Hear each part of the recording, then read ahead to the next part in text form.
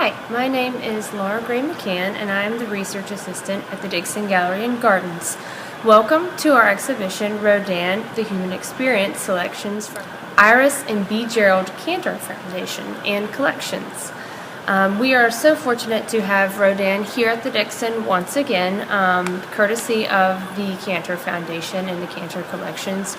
We have about 54 sculptures by Rodin, all bronzes, from the Cantor Foundation, and I want to talk a little bit about Rodin and some of his contributions to modern sculpture. Now, it's been a real pleasure to learn a little bit more about Rodin because Rodin is a very well recognized name, but a lot of the times you just recognize the name and perhaps maybe the thinker or some of his other more famous sculptures. So it's been great for me to do a little bit of research and learn more about what made Rodin so different from sculptors that came before him. I'm going to first start with one of the earliest pieces in the show. This is the bust of Jean-Baptiste Rodin. This was a bust of Rodin's father. Now, Rodin came from a regular middle-class background, and his father was a police inspector. What's so interesting about this depiction of Jean-Baptiste Rodin is that it has only partially, some of it has what he actually looked like. In this image, you can see he has a very distinctive nose and kind of a bald forehead, and this may call to mind some images of some Roman emperors that have been also cast in bronze, but notably most ones that have been carved in marble that you've seen at the Louvre that maybe Rodin probably saw at the Louvre when he was studying and making drawings there when he was just starting out as a sculptor. So what he's done is he's taken not just a physical likeness of his father, but he's sort of imbued it with characteristics that were both noble and kind of lasting. So often that was done in depicting Roman emperors and Greek and Roman emperors, and this is sort of the same look. If you look at some of the sculpture, you'll kind of recognize the same very stern face and sort of distinguished nose, and this is Rodin's way of communicating the way that he felt about his father and the deep respect that he had for him, as his father supported Rodin when he wanted to be an artist rather than encouraging him to follow in the footsteps of him as a police inspector. So it was very supported by his father, and he was very grateful for that. As we just discovered with the bust of Jean-Baptiste Rodin, Rodin as a sculptor often gave his works more than just a physical likeness, but rather implications of the character of the subject that he was sculpting. So his father, he gave a few characteristics that one might associate with a Roman emperor. Another one of Rodin's contributions to sculpture was his faithfulness to nature and his use of expressively modeled surfaces. And by that I mean, I'm going to use this large monumental torso of the walking man.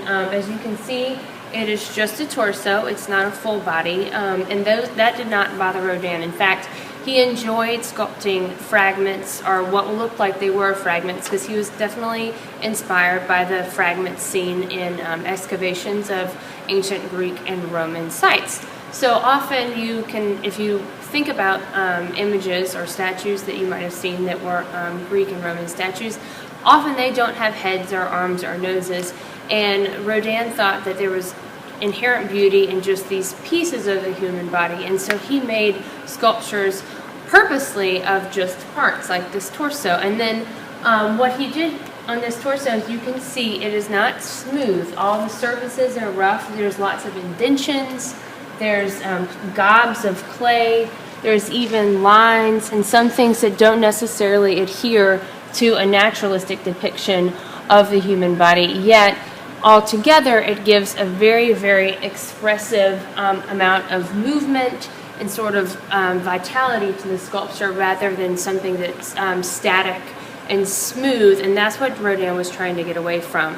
Traditional sculpture of the day, academic sculpture would have placed emphasis on physical likeness, or as close to reality as the sculptor could get to the real human body, but also a perfected version of the human body, smooth contours and sort of no mistakes. And by putting these big gobs of clay in this sort of almost aggressive and very energized manner, Rodin changed the approach to sculpting the human form and gave it a lot more energy, and therefore a step towards more modern sculpture.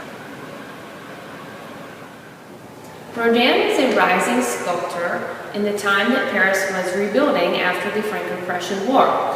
During this time of rebuilding, Paris was being totally laid out in these wide boulevards that we may know today, with lots of circles and park spaces that needed monuments. And lots of monuments were needed to sort of bring up morale for the French public and to remember the greatness of France prior to the Franco-Prussian War. So there are a lot of commissions for monuments that Rodin would have competed for. And as Rodin was sort of climbing in his popularity, he did win a number of commissions, though his unorthodox way of preparing for a monumental sculpture or a sculpture commission for a famous person was slightly different than the committees were used to.